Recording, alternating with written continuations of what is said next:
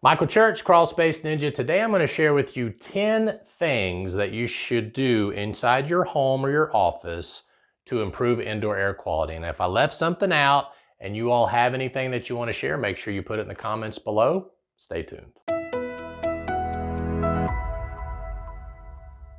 If you're new to Crawl Space Ninja, we talk about everything related to crawl space encapsulation, indoor air quality, mold removal, and prevention. We hope you'll subscribe to our channel, ring that notifications bell. Check us out on Facebook and also our DIY store and our franchise opportunities. Okay, let me ask you something. How old is your pillow? And this is more directed at you guys. For some reason, just about every guy that I've ever spoken to has a favorite pillow that they've had for years. And I used to do talks at real estate seminars and different things like that, and I'd always ask that question, how many of you have a favorite pillow? Well, keep in mind that that pillow, depending on what it's made of, is probably a magnet for dust mites. So if you've got a favorite pillow that you're using and you're waking up in the morning and you're all stuffy and all that sort of thing and you've had it for years, I'd recommend maybe you get a new pillow. That would be the first thing, is get a new pillow, and if you have a new pillow, make sure you put a dust mite cover on that pillow to keep those dust mites from getting in. Because for those of you that don't know, dust mites are the #1 asthma trigger among kids, and they certainly cause havoc among those of us who have sinus problems and allergies. And don't forget about that mattress either, because if you've got a new mattress or even an old mattress, make sure you put a dust mite mattress cover that encapsulate or encases the entire mattress. And I'm going to put a link to a couple of dust mite pillow covers and mattresses in the description down below, so that way you guys can see what I'm talking about. My kids, when they're, growing up, they love their plush toys. They're everywhere. They get all dusty and all that. Maybe you've got a child that has what is it called? A binky, their favorite binky blanket that they carry around, or they got that favorite toy that, it's just absolutely disgusting, and you try to take it from them and they just won't give it up. Well, guess what? That toy is probably full of dust mites too. Now, here's the thing. I've read a lot of articles that says that you should put your toys in the freezer and, that'll kill the dust mites. But the only problem with that is, did you know that the #1 problem with dust mites is not the live dust mite, but their carcasses and their fecal matter? So even if you froze the dust mites and killed them all, their dead bodies and their poop are still allergens to you and your family. So what they recommend you do is you wash those plush toys, if you can, in at least 180-degree water. Who in the world has water that's 180 degrees inside your house? Your kids are going to get scalded every time they go in the bath. I'll probably get scalded every time I go take a shower with 180-degree water, plus your energy bill. But there are some dryers out there supposedly that have an allergy setting that will dry those plush toys or that favorite blanket to get it to 180 degrees, plus you're washing out all that dust mite carcass and fecal matter in the wash process. Just be careful if those plush toys have anything plastic. I assume 180 degrees is enough to melt the eyeballs to that plush toy. I've been in a lot of houses over the years, and it just blows my mind that people will not change their air filter. So this is #3.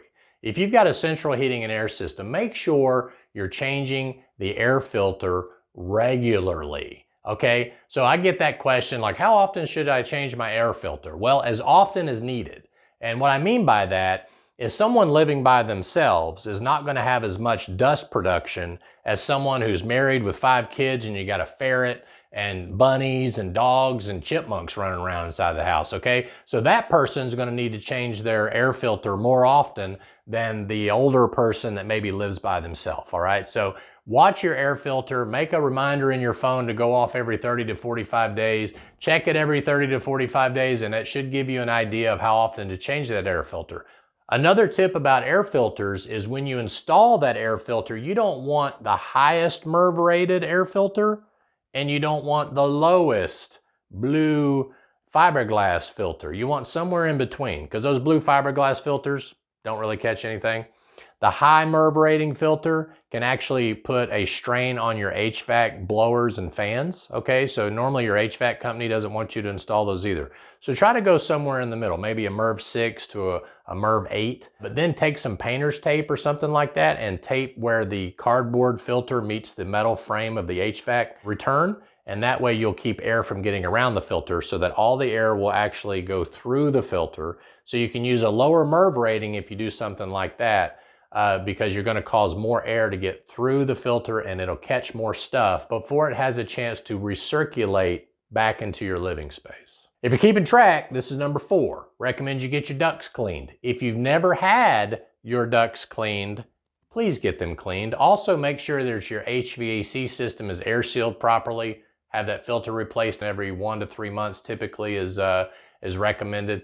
But when you get the ducts cleaned, a lot of people ask, how often should I get my ducts cleaned? Well, according to, duct cleaning people, it should be about every 3 to 5 years. But if you're doing everything you can to catch as much of that dust and changing that filter regularly, you'll probably go even longer. One of the things you can do to see if your ducts are dirty, pull that register boot off, or when you change out the filter, shove your head inside the return, shine a flashlight up in there and see if it's dirty, right? So if you start to see a lot of dust build up inside your HVAC system, again, get it cleaned. Whether it's every year or every 10 years, just make sure you get as much of that dust out of that ductwork as you can, because the dust is food for the dust mites. Dust mite colonies will live in there. They're very light. So as the air turns on, it'll spread those dust mites all throughout the house. So make sure you get your ducts cleaned regularly. Now this is for you smokers out there. Whenever I was growing up as a kid, I had asthma, right? My parents, we looked like Cheech and Chong going down the road. You had the window cracked that much and I'm in the back seat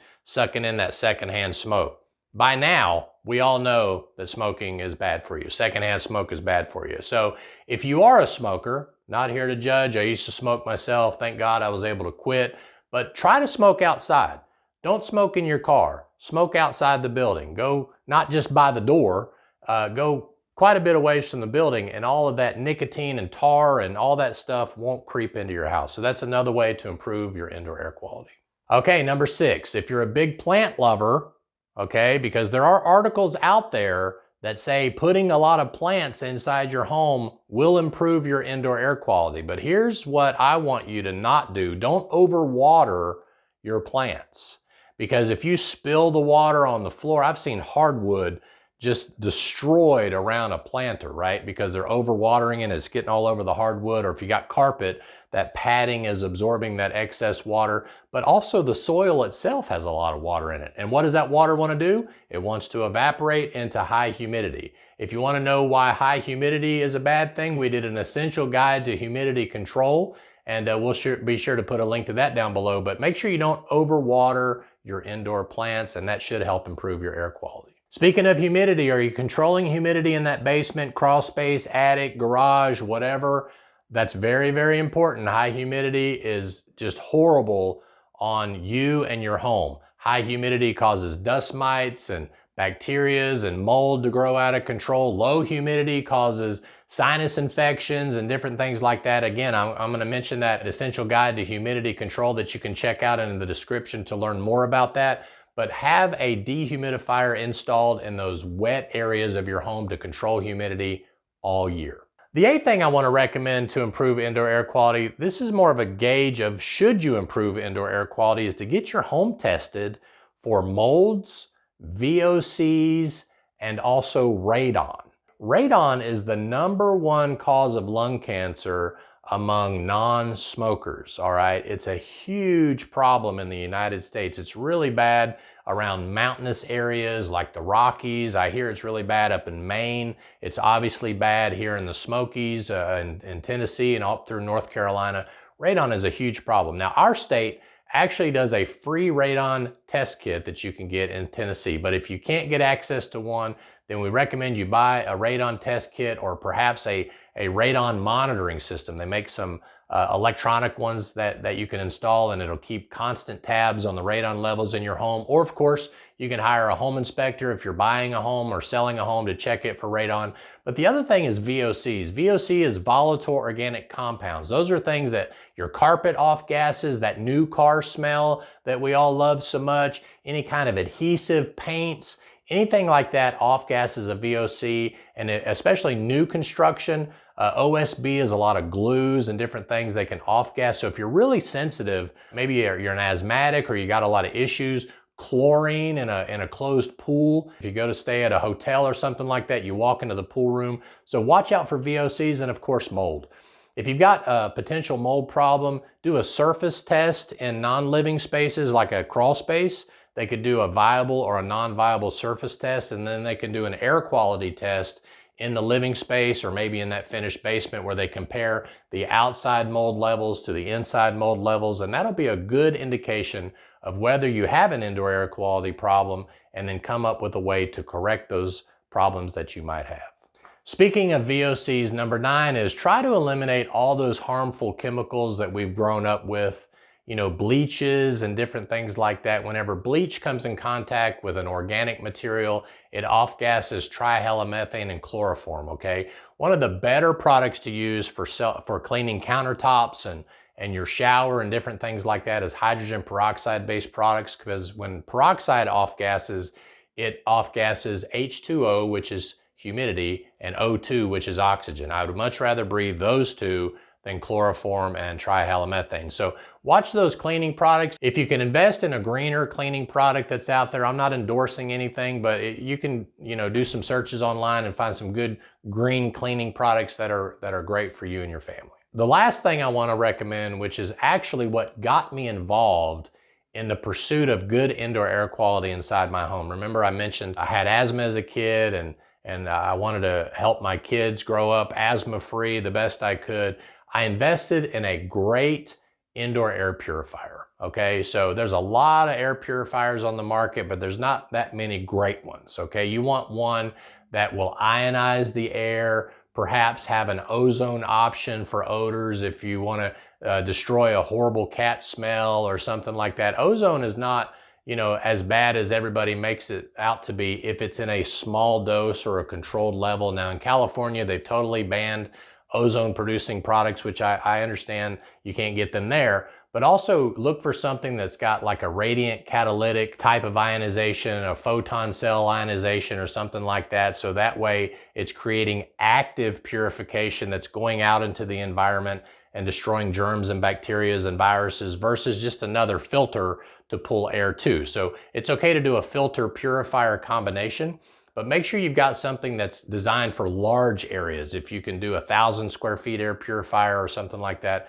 that will certainly help you and your family breathe better. We've been using them for years. We take them on vacation with us. I think I did a video where I had some smells in my car. We used an Antifresh product to take care of that, but perhaps if you're smoking in your car or something like that, you can throw that air purifier in there and freshen that car up. Hope that helps. I'm Michael Church, Crawl Space Ninja. We hope you make it a happy and blessed day, and we'll see you later.